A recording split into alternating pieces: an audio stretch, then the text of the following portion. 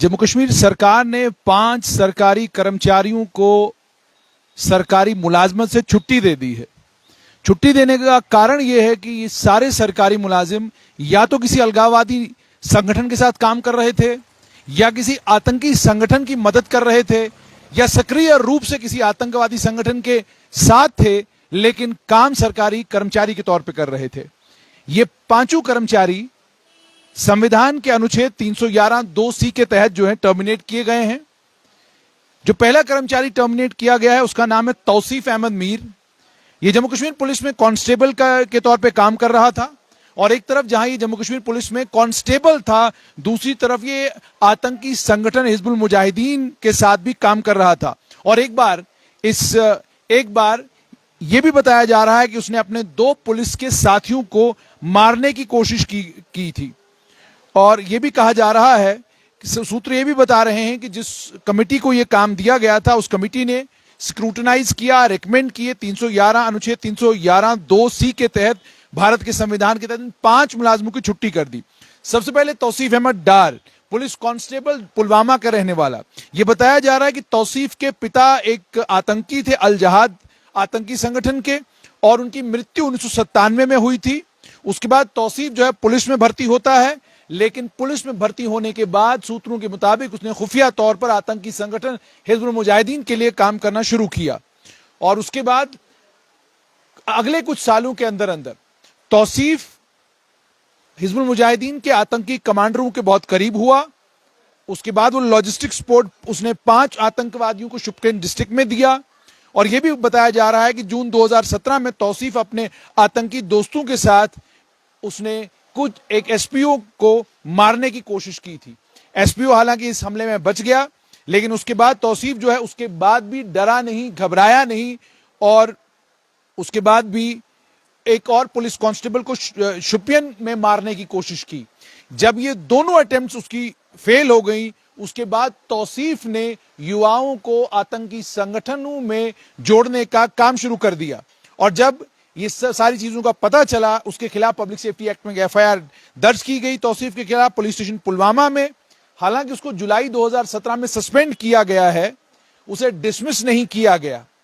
और तौसीफ चूंकि राष्ट्र के लिए एक बड़ा खतरा हो सकता है, इसी चीज को ध्यान में रखते हुए सरकार ने तौसीफ अहमद को सरकारी नौकरी से छुट्टी दे दी है। दूसरे हैं गुलाम हसन परे, कंप्यूटर ऑपरेटर के तौर पर काम करते हैं। सूत्रों के मुताबिक गुलाम हसन को सरकारी मुलाजमत, आपको जानकर हैरानी होगी, अलगाववादी नेता सैयद अली शाह गिलानी, जिनकी मृत्यु हुई है, सैयद अली शाह गिलानी के कहने पर सरकारी मुलाजमत मिली। वो जमात इस्लामी के साथ काम करते थे। गुलाम हसन को 2009 में पुलिस ने पारिमपुरा में हंगामा करने के लिए, आंदोलन करने के लिए वहां पर बुक किया। उसके बाद जब इस्लामिक स्टेट नामी आतंकी संगठन ने एक यूनिट बनाने की कोशिश जम्मू कश्मीर में की, तो गुलाम हसन ने प्रोपेगेंडा फैलाने का काम शुरू कर दिया, और आहिस्ता आहिस्ता इस्लामिक स्टेट का लगभग माउथपीस बन गया जम्मू कश्मीर में। और यह भी बताया जा रहा है कि गुलाम ने एक युवा मुगीस अहमद को मोटिवेट किया था, उसे कहा था कि तुम आतंकवादी बन जाओ, उसमें वो कामयाब हो गया। मुगीस बाद में एक एनकाउंटर में मारा गया, और उसने सरकारी कर्मचारी का कवर इस्तेमाल किया अपनी आतंकी गतिविधियां करने के लिए। तो गुलाम हसन परे की भी छुट्टी कर दी गई है। तीसरे हैं टीचर, उनका नाम है अरशद अहमद दास। टीचर होने के बावजूद वो जमात इस्लामी संगठन की एक्टिविटीज में इन्वॉल्व थे। उनको लेकर सूत्र ये बता रहे हैं कि वो आतंकी संगठन हिजबुल मुजाहिदीन के करीबी थे और आतंकी गतिविधियों में उनकी मदद किया करते थे टीचर की भेष में। और उन्होंने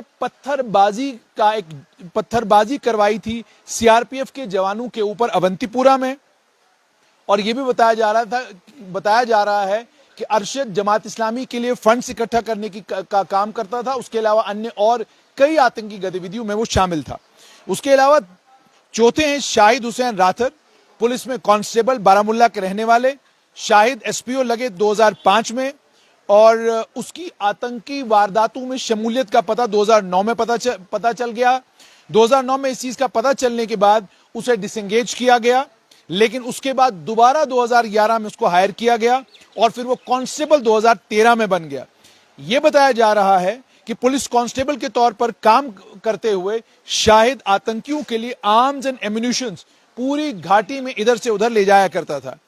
यह भी बताया जा रहा है कि शाहिद आतंकियों के लिए काम करता है। इसका पता जून 2021 में चला, जब वो और उसके दो साथी एक स्विफ्ट कार में उड़ी में इंटरसेप्ट किए गए। उनसे 10 हैंड ग्रेनेड, 2 चाइनीज पिस्टलें, नशे के पदार्थ, ये सब कुछ उनसे मिला। उसे अरेस्ट किया गया और इंटरोगेशन जब किया गया तो इंटरोगेशन में 7 और लोगों को गिरफ्तार किया गया और बहुत सारा असला बरामद हुआ। तो इस शाहिद हुसैन राथर भी पुलिस कांस्टेबल के तौर पर काम कर रहे थे, लेकिन काम आतंकी संगठनों के लिए और आतंकवाद फैलाने के लिए कर रहे थे। उसके बाद एक नर्सिंग ऑर्डरली हैं कुपवाड़ा हेल्थ डिपार्टमेंट के शराफत अली खान। शराफत को लेकर सूत्र ये बताते हैं कि शराफत जो है उसे एसपीओ भर्ती किया गया था जम्मू कश्मीर पुलिस में 1998 में। उसके बाद वह हेल्थ विभाग में आ गया। हेल्थ विभाग में आने के बाद इसका जो बैकग्राउंड है उसकी अपॉइंटमेंट का, कि हेल्थ विभाग में उसकी मुलाजमत कैसे लगी, उसे नौकरी कैसे मिली, उसके बारे में कोई जानकारी नहीं मिली है।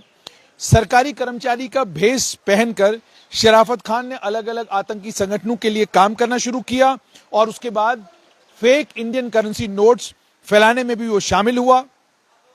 एक कार्टेल फेक इंडियन करेंसी का जब अनकवर हुआ, जब उसको बस्ट किया गया, उसके बाद इन्वेस्टिगेशन हुई, शराफत का नाम उसमें भी निकल कर आया और शराफत के खिलाफ एक एफआईआर पुलिस स्टेशन कुपवाड़ा में लगी हुई है। लेकिन आतंकी संगठनों के साथ उसके गहरे रिश्ते तब सामने आए जब पुलिस कांस्टेबल शाहिद के साथ उसे जून 2021 में बारामुल्ला में गिरफ्तार किया गया। बारामुल्ला में उसकी गिरफ्तारी के बाद उसको मुलाजमत से 30 मार्च 2022 को निकाल दिया गया, यानी 30 मार्च 2022 आज उसकी छुट्टी जो है वो कर दी गई है। और ये कहा गया कि कमेटी ने आर्टिकल 311(2)(c) भारत के संविधान के तहत इन 5 कर्मचारियों को सरकारी मुलाजमत से छुट्टी दे दी है। सरकार ऑलरेडी इन्वेस्टिगेट कर रही है और मालूम करने की कोशिश कर रही है कि जितने भी सरकारी कर्मचारी हैं इनमें से कितने ऐसे हैं जो सरकारी कर्मचारी आतंकवादियों और अलगाववादियों के समर्थक हैं। सरकारी मुलाजमत मिली हुई है, सरकारी मुलाजमत का भी पूरा मजा लेते हैं और दूसरी तरफ आतंकवादियों को रिक्रूटमेंट में मदद करते हैं, आतंकवादियों के हथियार इधर से उधर उधर से इधर करने में मदद करते हैं।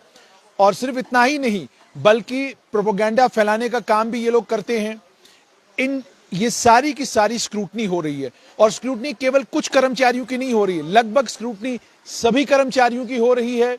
और स्क्रूटनी के बाद जो कर्मचारी जिसके खिलाफ सबूत पक्के मिल रहे हैं तब जाकर उस सरकारी कर्मचारी की छुट्टी की जा रही है। यहां ये बताना जरूरी है कि आतंकी संगठनों के साथ जितने भी लोग काम करते रहे हैं उन्हें जाहिर सी बात है बख्शा नहीं जाएगा, लेकिन सरकार ये कह रही है कि जिन लोगों को हम डिसमिस फ्रॉम सर्विस कर रहे हैं या टर्मिनेट कर रहे हैं, हम ये इंश्योर कर रहे हैं कि उनके खिलाफ हमारे पास पर्याप्त सबूत हो ताकि जब हम उनकी छुट्टी करें, छुट्टी करने के बाद अगर वो कोर्ट का दरवाजा खटखटाते हैं तो कोर्ट में कम से कम हम ये तमाम इल्जाम जो उनके ऊपर लगा रहे हैं इन तमाम इल्जामों को साबित भी कर सकें।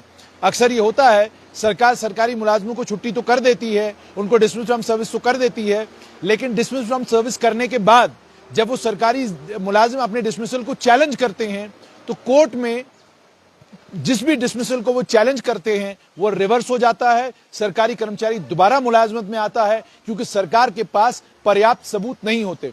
इस बार सरकार ये कह रही है कि सबूत हमारे पास हैं और सबूतों के आधार पर हमने इन 5 सरकारी कर्मचारियों को, जिनके नाम हैं तौसीफ अहमद डार पुलवामा से, गुलाम हसन परे श्रीनगर से कंप्यूटर ऑपरेटर, अरशद अहमद दास अवंतीपुरा से टीचर हैं, शाहिद हुसैन राथर बारामुल्ला से पुलिस कांस्टेबल हैं और शफकत अली खान नर्सिंग ऑर्डरली हैं स्वास्थ्य विभाग में कुपवाड़ा में। सवाल यहां पर यह है, यदि आप आतंकवाद के समर्थक हैं, अलगाववादियों के समर्थक हैं, आप फेसबुक के जरिए अलगाववादियों का समर्थन करते हैं, आपका ट्विटर अलगाववादियों की बोली बोलता है, तो फिर सरकारी मुलाजमत भी आपको चाहिए, सरकारी अकोमोडेशन भी आपको चाहिए, सरकार की सारी सुविधाएं भी आपको चाहिए। और दूसरी तरफ जैसे आपने देखा कि एक टीचर है जिसने एक युवा को आतंकवादी बनाया, वो युवा आतंकवादी बनकर जाहिर सी बात है फौज की गोली का निशाना बना और मारा गया।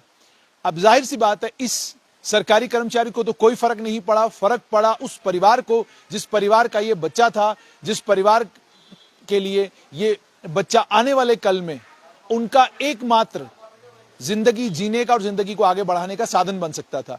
तो सभी कर्मचारियों को कोशिश ये करनी चाहिए कि अगर कोशिश क्या करनी चाहिए, आप संविधान के तहत आपके पास एकमात्र ऑप्शन ये है कि अगर आप सरकारी मुलाजमत करते हैं तो आप सरकार के लिए ईमानदार रहें।